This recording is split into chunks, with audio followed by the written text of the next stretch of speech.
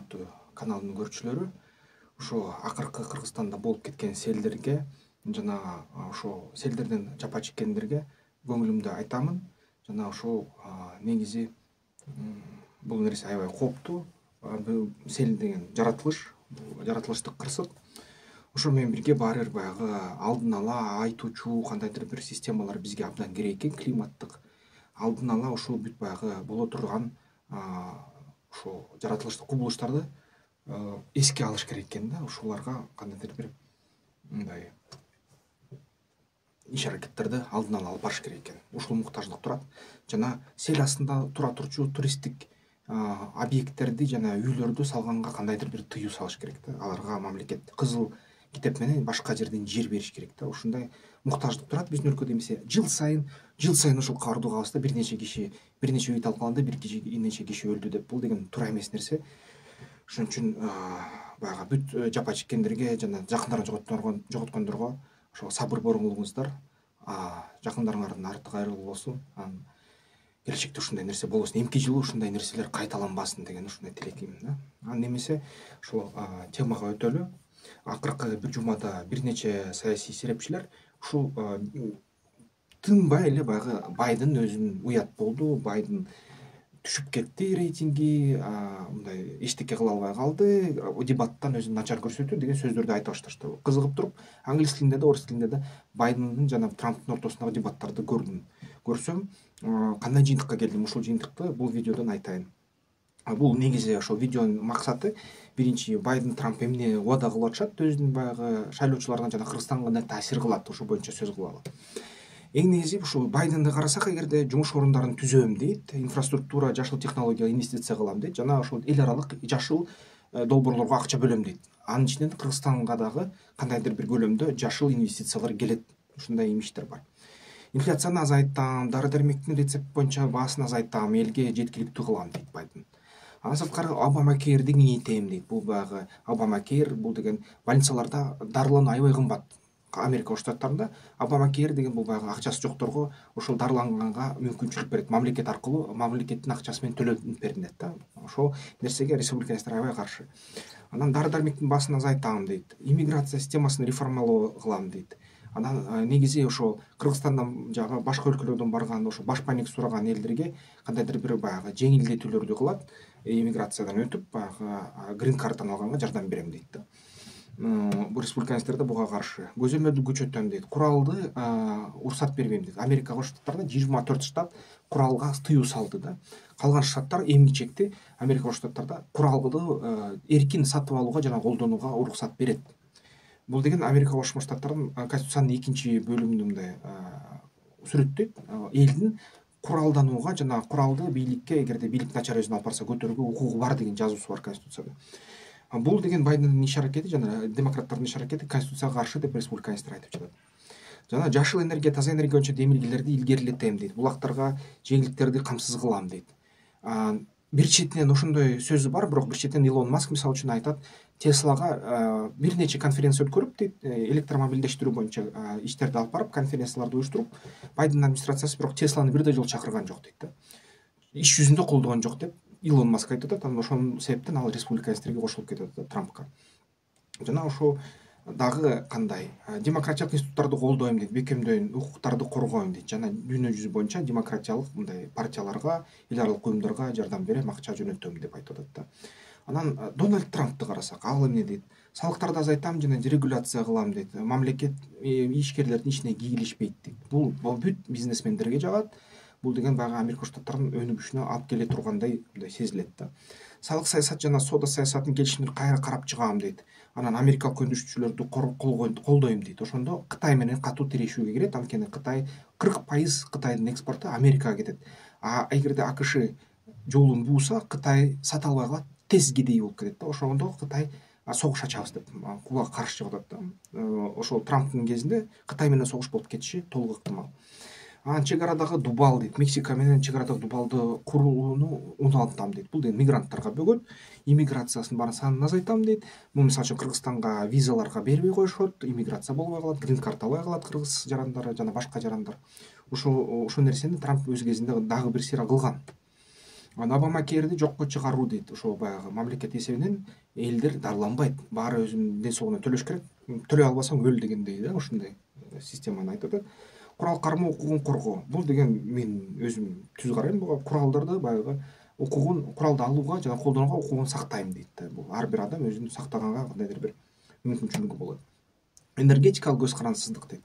Мунай, газ жана бүт энергия суу булактарын өнүктүрөм, Америка ичинен алабыз дейт.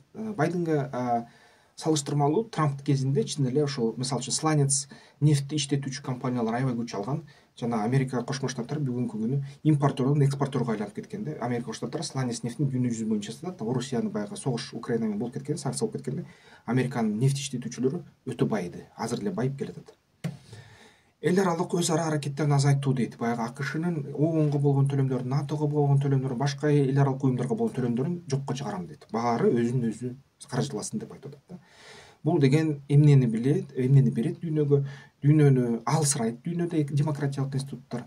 Бир четинен, экинчи четинен Америка лидерлигин жоготот, регионалдуу жаңы лидерлер пайда болот. Мисалы үчүн ушул Францияда, Евро биримдикте ошондой лидерликке кандайдыр бир алгачкы кадамдарды алып атат. Демек Трамп Американы кайра улук кылбайт. Американы тескерисинче эл аралык процесстердин ыргытып салат да. Бул деген эл аралык жаңы лидерге пайда болгонго жакшы жардам бериши ыктымал. Анан Байден Кыргыз Республикасына кандай таасир кылат? Мисалы үчүн кызматташтык жана жардам, эл аралык жардамды инфраструктуралык долбоорлорду колдогонго ар кандай эл аралык уюмдар аркылуу ушундай акчасын бөлүп берет.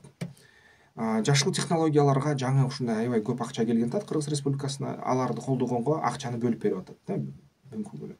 Демократиялык институттарды коргогонго мындай эл аралык уюмдар бар, NDI деген уюмдарга ошол жардам берет да. Улуттук демократиялык институт аркылуу Кыргызстанга, партияларга баягы өнүгүүгө акчасын ыргытат. Дональд эмне дейт? Соода саясаты. Бул деген Кыргызстанга Америкадан кете турчу акчаны кесет Дональд Трамп. Кыргызстанга акчасы келбей калат Американын. Ошондой ниети бар. Чектөөлөр жана депортация. Кыргыз жарандарына кирүүгө чектөө салат Трамп жана ошол депортацияларды күчөтөт. Америкага баягы мыйзамсыз келген мигранттардын баарын депортация кылышы ыктымал. Жана ошол климаттык демилгеден баш тартууда. Бул деген баягы жашыл климат, жашыл экономикага болуп аткан, циркулярдык экономика болуп аткан бүгүнкү күнү ошол акча көлөмдөрүн азайтам деген ниети бар да Трамптын. Ал деген климат өзгөрүшүнө ишенбейт да. Анан эл аралык өз аракеттерин азайтуу дейт. Глобалдык катышуусуна Америка Кошмо Штаттарын азайтышын жана акчасын төлөгөндүгүн азайтам деп атат да. Бул деген эл аралык баягы кризисти пайда кылышы мүмкүн. Анткени Америка Кошмо Штаттары бүгүн дүйнө жүзү боюнча бүт эл аралык уюмдардын спонсору. Ошол кандай жыйынтыкка келсе болот? Мен ошол дебатты карадым. Дебатты карасам, ошол Байденди айныган абышка, эки абышка тең айныды деп айтышты да. Анан Трамп аябай жеңилчүдөй болду. Анан демократтардын бүт лидерлери Байденди ошо президенттик шайлоодон баш тартып, башка демократ, мисалы үчүн Мишель Обаманы келтиргенге чакырып жатышыптыр да. Азыр ушундай деп атыптыр. Анан мен өзүм дебатты карасам, жок андай эмес, туура эмес. Бүт аналитиктер айтканы боюнча мен макул эмесмин да. Анткени экөө тең акылдуу адамдар, экөө тең кудурети чоң адамдар, бирок Трамп өзүнүн баягы ага каршы болуп жаткан сот иштери боюнча калп айтты түз эфирде. Буну байкаса болот. Бирок Трамп деле акылдуу, аябай. Трамптын кезинде Америка экономикасы аябай өнүккөн. Биздин да экономикабызга сокку баягы эл аралык донорлордун акчасы келбесе дагы экономикабыз өнүккөн да кандайдыр бир деңгээлде. Анткени өзүбүз менен өзүбүз калганбыз. Байден болсо алжыган абышка эмес, Байден акылдуу адам экен. Анын айткан сөздөрү аябай так болуп атты, факттарга таянып атты. Трампты чычалатты биротоло. Жана ката кетирген жок да негизи. Карыган, экөө тең карыган. Трамп бир нече эле жашка кичүүрөөк да Байденден.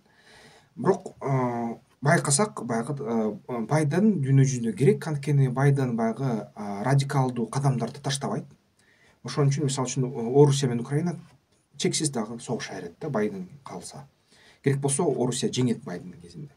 Трамп болсо такыр аны аналитиктер айтат, бул аябай акылдуу адам, бирок анын айтып аткан сөздөрү көбүнчө бул деген баягы Американын айыл жергесиндеги, элит жергесиндеги жөнөкөй адамдарга аябай жагат депчи. Анан ошон үчүн аларга мындай жөнөкөй сөз айтканга мажбур Трамп. Бирок бул деген аябай Россияга каршылаш адам. Трамп келсе, Орусия жеңилет деп айтып атышты да кээ бир мындан жогору турган аналитиктер да. Анан ошо эгерде байкасак, бүгүнкү күнү ошо ким жеңсе жакшы болот Кыргызстанга. Кыргыз мигранттарга Байден жеңсе жакшы болот. Кыргыз ишкерлерге Трамп жеңсе жакшы болот. Ушундай да. Ким гана жеңбесин, кайсы бир катмарыбыздын бир бөлүгү пайда табат. Катмар элибиздин катмарыбыздын экинчи бөлүгү кичине баягы мүмкүнчүлүктөрү азаят. Ошону менен бирге баары бир эки вариант тең. Кыргызстанга жакшы да жагы бар, жаман да жагы да бар. Калыс да мындай деп айтканда. Анан акыркы маалыматтар боюнча, ой боюнча негизи ушул Байден жеңчүдөй да. Анткени демократиялыктар баары бир баягы Трампка жол бергиси келбей жатат. Демократтардын колунда армия жана массалык маалыматтык каражаттар жана маданий уюмдар. Трамптын колунда бүт айыл жергеси, жөнөкөй эл жана ишкерлер. Бирок дайыма анык ачык саясатта кимдин колунда күч болсо жана кимдин колунда массалык маалыматтык каражаттар болсо ошол жеңет да. Ошон үчүн ушул учурда дагы кайра Байден жеңиши мүмкүн. Анан Байден өз ыктыяры менен бийликтен баш тартпайт экен. Ошондой жыйынтык. Сиздер эмне деп ойлойсуздар? Бизге ушундай маалымат керекпи? Жер шарынын башка жеринде болуп аткан нерсеге караганда бизде болуп аткан нерселер балким актуалдуураак, бирок буну да айтыш керек. Мен деген ушундай силердин астыңарда бармын, анткени мен ушундай баягы эл аралык маалыматты, жаңылыкты элиме кыргыз тилинде жеткиргенге ушундай аракеттемин. Өз ой пикириңерди жазгыла комментарийлерге, жана ошол Кыргызстаныбызда тынчтык болсун. Эмки видеолордон көрүшкөнчө.